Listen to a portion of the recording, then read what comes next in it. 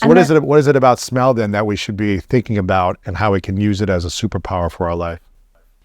So there are people who are super smellers, and the professor that I was talking to actually said he thinks I'm one of them, which is really interesting. What is a super smeller? Because I feel like I have a very sensitive nose. Do you? I feel like I do. Like I notice smells all the time. Okay, that's quite unusual because more women are way more women are super smellers than men. So I think a part of it was, I don't know, nurture. Because my dad used to smell everything. So maybe I started picking that up as a kid of being like, oh, let me smell everything that I'm like drinking or eating, or just when I enter a room, I just kind of emulated what he did, I guess. So I don't know if that's nurture as well as nature, I guess. So. I mean, that's neuroplasticity, right? So maybe you wouldn't have been such a super smeller if you hadn't learnt that as a child. Exactly. So interestingly, olfactory enrichment is beneficial to your brain. And that means smelling lots of different things like you do. Really? Yeah, it helps to improve memory and cognition as we age. So it's actually implicated in dementia research now. Okay. So how does someone develop what do you call it, a super smeller or Yeah, they call it a super smeller, but it may not necessarily get you there. But in your house, if you have flowers or, scented candles, but obviously ones with natural waxes and essential oils rather than false perfumes. Yes. Diffusers, maybe in your bathroom you have a lot of products that smell nice as well. The more you expose yourself to different smells throughout the day, you're enriching the olfactory senses in that part of your brain, and because they're so close to your memory centers, it's actually inducing neuroplasticity in that area. Wow. And improving your memory. Now, how does smell support you or hurt you when you're trying to enter new relationships? Either romantically, career, business, friends. How is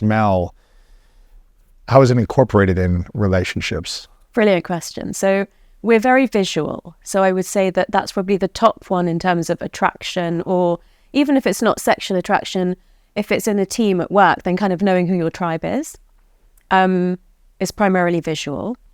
Also, secondly, I would say we're auditory. So if you like someone's voice or accent, that can have quite a strong impact on you as well. Is that why I like being around you? My friend Lily actually sent me a voice note saying, Tara, darling, I'm listening to you on a podcast and your voice is like up there with David Attenborough. It's so relaxing. So that's a huge compliment. But thank you, yes. Yeah. I'm just going to text you. Please send me a voice note today. Tell me something positive, I'll send you an affirmation every day. There we go, yeah. And I think third, we come to smell because yeah. I was just thinking about taste and touch. You're obviously not going to go there till you smell the person, right? So think about it like this. Let's say let's keep it real. Let's say there was a very famous, beautiful actress that you were super attracted to.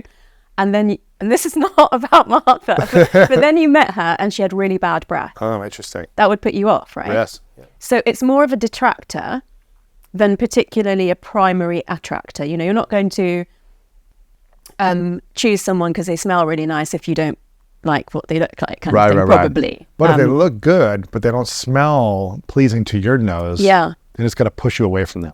Possibly, and there's a scientific explanation for that, which is called the major histocompatibility complex. And that is actually the imprint of our immune system. And non-consciously, we can smell that in a potential partner. So if someone has a bad smell, or if they have a smell of anxiety, stress, and overwhelm, do we attract that if we're also overwhelmed, stressed, and anxious? Or do we repel that and want someone else who has a smell of peace and a healthy immune system? Well, I just want to be really I want to stay I love this analogy, but in terms of the science, we're not necessarily smelling those words that you've used. Sure. With the stress thing, I think we talked about this last time, that cortisol is contagious. So you would be impacted by the cortisol having a physiological impact on your stress levels. From someone else? Yeah. So you can smell the stress on someone? No, I want to separate those things. Okay. So the stress hormone leaks out around us and it affects each other's blood levels of the stress hormone. Wow. I wouldn't say that, we can't say scientifically at the moment that you're actually smelling that, but it's having an impact on your blood levels. The smell thing is more to do with the immune system. And so what's super interesting is that we're more likely to be attracted to people who have a very different immune system pattern to us because of the benefit on potential children of having a much broader immune system. Also, the people that you live with, you actually start to give each other immune cells. So usually it goes from the person with the healthiest microbiome to downwards, basically. And that's because you are either sleeping next to them in bed, you're sharing the same crockery and cutlery, you're sharing the same bathroom, you're kissing, you're having sex. So there's a lot of exchange of, bodily fluids. Yes. And in that is gut, the gut micro, the bacteria as well. Uh-huh. Wow. So are we more attracted to people with different immune systems then? Yeah. Through our sense of smell? Is that what it is? If they have a diverse immune system from us, we will find that more attractive. Mm-hmm. Really? Mm. That's interesting. So how do we know if someone has a diverse immune system outside of smell, if we don't have that ability to smell?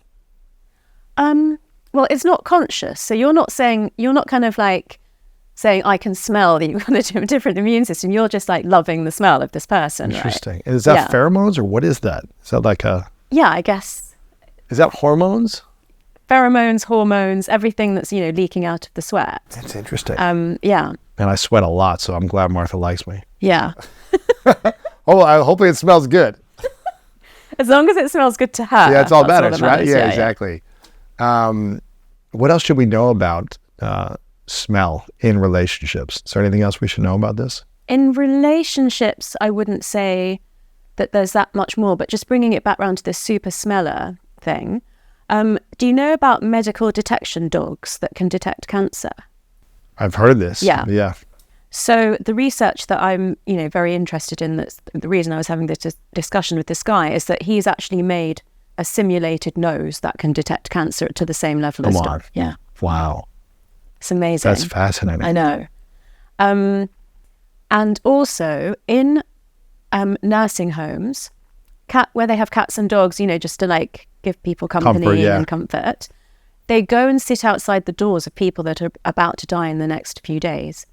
Because when we're dying, our organs start to die off in a certain order. And that lysis of cells, cell death, otherwise known as apoptosis or lysis, they can smell that.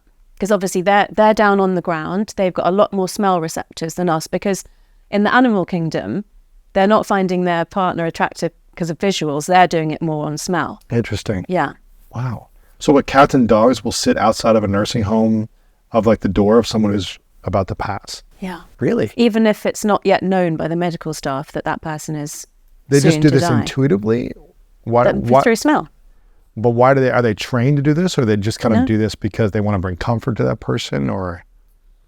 So the medical detection dogs are obviously trained to detect cancers, but what we see in nursing homes is there's no training involved. It's just that because they can smell it, they go and sit there. They want to offer comfort. Maybe they want to signal to the staff that this is something that's happening. That is fascinating. I know. Wow. So what I think is, in terms of us being able to expand our consciousness, is that if there are biological models, and by that I mean cats and dogs that can smell death, or bats that can hear things that we can't hear, dolphins, flies that can see things that we can't see. If there are biological models that can do that, is it possible that we can do more of that? That's interesting.